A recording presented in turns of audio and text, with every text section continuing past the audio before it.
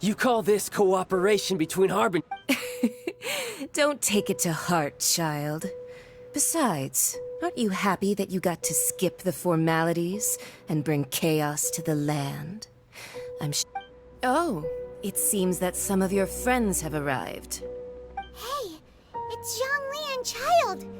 And... you! You're also one of the Harbingers? It's you two. I believe we've met once before. In the city of Bards, was it? I'm glad you still remember my name. Ah, right. I imagine that it must have been rather hard to forget watching helplessly as a... Well, if it isn't you two. This is our first time seeing each other since Liu... Paimon. Oh, now don't say that. Sure, I may have misled you, but I never had anything against you personally. Besides, I thought we were getting along quite well together, didn't you? Except for that little tussle we had at the end. Nothing personal. We just have different views, that's all. Of course, you may very well hold this against me, but that's up to you. The real deceivers here are Senora and Zhongli. Curse them for leading me on. So actually, I think... Stop wasting time, child.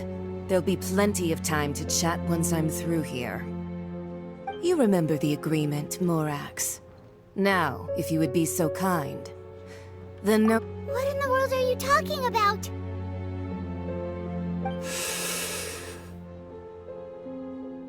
The contract is fulfilled. That which thou seeketh is now bestowed.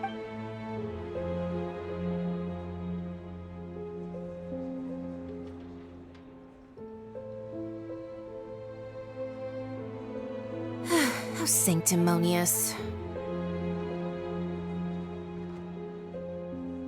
What? So you're the Lord of Chiao? No, wait! That's an exciting twist and all, but why give the Gnosis to the Fatui? I do not give it for free.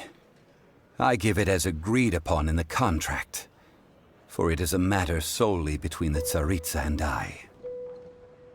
Yeah, you don't think you went a little bit too far with that whole fake death thing? Everyone was preparing the ceremony for you, and splat! This big dragon falls out of the sky! Gathering all the forces that had been bubbling behind the scenes, and then stirring them together in a pot that was bound to boil over. That's what... Wait, what? Perhaps it's best that I explain. As you know, I've dwelt upon this world for more than 6,000 years. I witnessed the founding of Liyue, together with the even boulders that can withstand whirlpools will erode with the passing of time.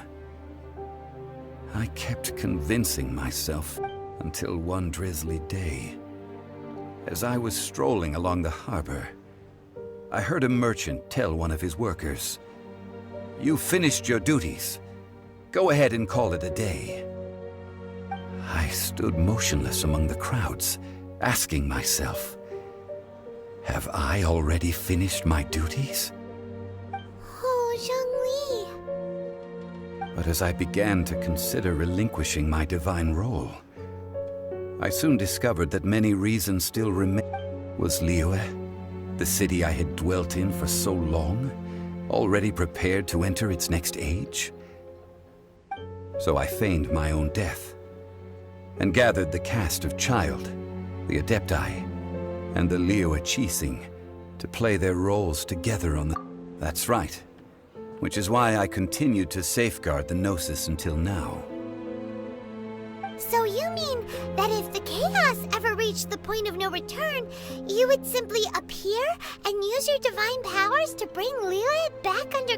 Of course, and it would have been all too easy for him too. Just as a child quickly matures after losing their parents, so has Liyue matured when faced with the death of its deity. I was pleasantly surprised with the finale of the show that you all put on. Why, you even deserved an encore. The Adepti deserve the greatest applause, considering their years of seclusion. They hardly recognize the city, yet faced with such a crisis. And hats off to the emissary dispatched by the Cryo-Archon to fulfill our contract, Signora. She managed to keep everything she knew in strict confidence, far from the eaves. All the while, I carried on as Zhongli, and fulfilled the traditions of Liyue in this mortal form. These things were all a part of my script. The only unforeseen plot twist was the conduct of the Liyue Qixing. I had expected them to do no more than the Adepti, to come to the defense of Liyue. They seized the opportunity to supplant Liyue as divine protectors, and used the subsequent power vacuum left by my death to quickly gain complete control. Huh? That doesn't sound good at all. Ha! On the contrary, I think it is excellent. I had always feared that it was too soon for them to take over from me. And it was also that which I longed for the most. As such... Hey, what about me? Doesn't anyone feel the least bit of remorse for deceiving me? You've practically kept me in the dark. I think that thanks would be more appropriate. You certainly played no small part in all of this, wreaking havoc and turning the city upside down. If you hadn't created the pressure of a battle between mortals, Adepti, and a god, the lump of coal resting in the hands of the Geo... Huh?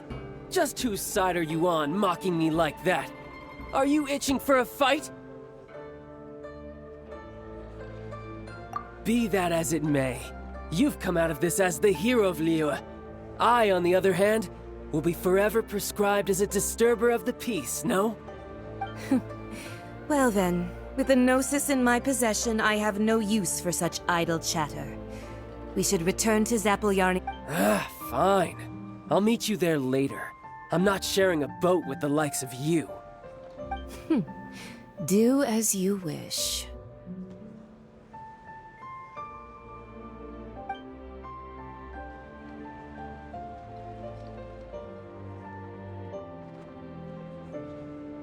Now then, is there anything else you wish to ask me?